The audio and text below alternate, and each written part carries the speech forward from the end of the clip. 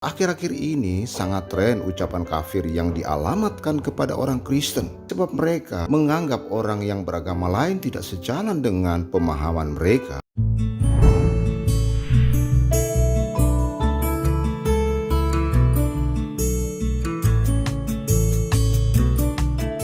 Shalom teman-teman, kiranya Anda diberkati bersama dengan keluarga. Menarik untuk dibahas tentang kafir, orang yang menyombongkan diri di atas segala-galanya. Dialah yang mengatakan kafir. Bukankah Tuhan Yesus menentang orang yang mengatakan kafir? Jelas sekali dalam Injil Tuhan Yesus menentang. Dan di zaman now ini banyak orang yang mengatakan kafir. Merekalah yang dimurkai oleh Tuhan. Oke, silakan kita dengarkan video berikut ini. Shalom sahabat pesan kebenaran, pada video ini kita akan membahas bersama tentang perkataan kafir yang biasanya dilontarkan oleh agama lain kepada kekristenan. Lalu apa makna kafir sesungguhnya? Saudara, akhir-akhir ini sangat tren ucapan kafir yang dialamatkan kepada orang Kristen. Biasanya orang-orang seperti ini ingin hidup eksklusifme, ingin hidup eksklusif atau ingin memisahkan diri sebab mereka menganggap orang yang beragama lain tidak sejalan dengan pemahaman mereka, baik yang ada di dunia ini maupun yang ada di akhirat. Menurut mereka, merekalah yang benar di hadapan Allah dan yang lainnya tidak benar, alias masuk neraka. Memaksakan pemahaman internal untuk orang lain, sekali lagi ini adalah pemahaman yang konyol. Mereka ingin membangun eksklusifme yang ingin memisahkan diri dengan orang lain. Mereka juga menganggap orang lain adalah orang yang tidak memiliki moral.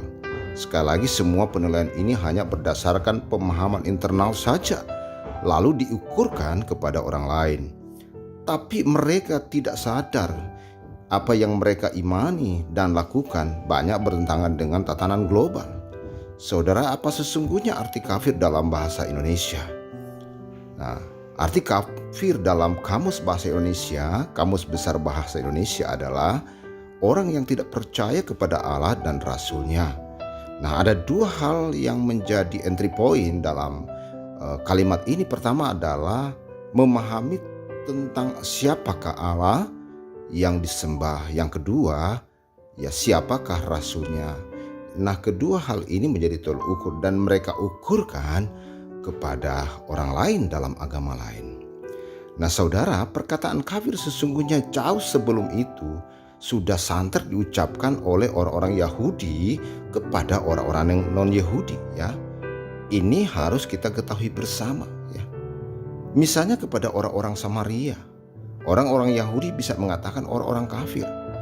Dan perhatikan, Tuhan Yesus dengan tegas mengatakan kepada mereka, kepada orang-orang Yahudi yang seringkali mengucapkan kata kafir, dan tidak saja mereka menuturkan, mengatakan, tetapi mereka diikutkan dengan perilaku sikap yang eksklusif, yang memisahkan diri, tidak mau bergaul dengan orang lain. Kita bisa baca dari Injil Matius pasal yang kelima ayat 20-22.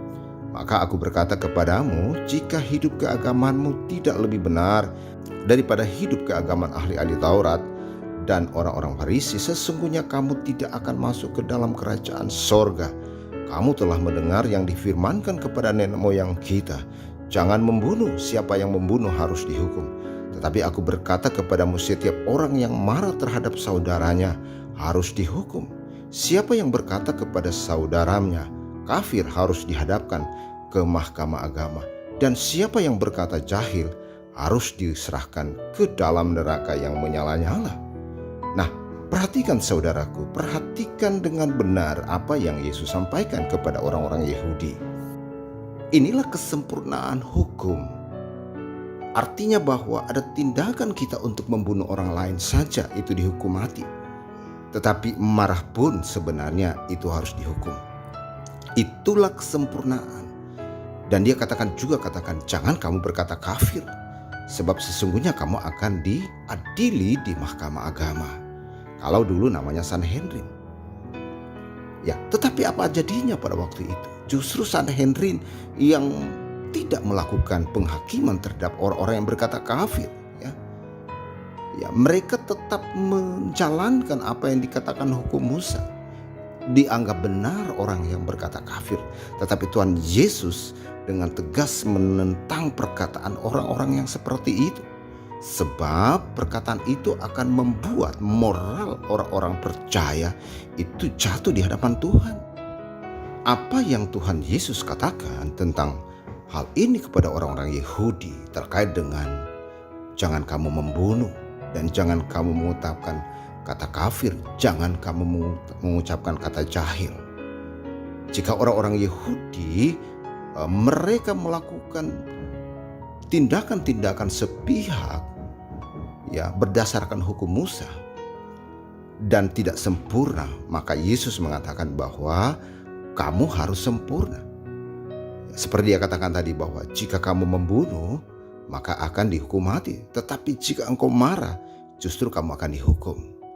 Nah, seperti itulah kesempurnaan yang Yesus maksudkan. Saudaraku, apa yang Yesus katakan sesungguhnya memberikan pesan kepada orang-orang Yahudi, ya, kepada semua manusia, bahwa tidak ada seorang pun yang benar di hadapan Allah, tidak ada yang benar, ya. Ini harus kita ketahui. Jadi janganlah kita menganggap diri kita benar. Orang-orang Yahudi menganggap diri benar dan orang Samaria salah. Saudara, Yesus mengajarkan hal yang sempurna kepada semua orang.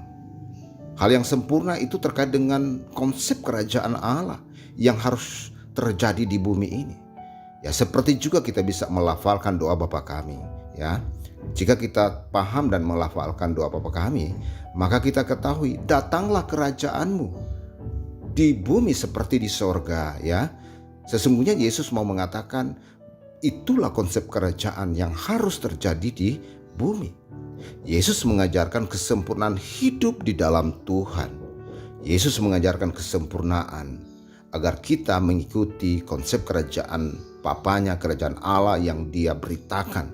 Sebab Dialah adalah kerajaan Allah itu sendiri. Ya, Dia adalah Tuhan yang berinkarnasi menjadi manusia. Nah, demikianlah pesan kebenaran pada video kali ini. Tuhan Yesus memberkati. Amin.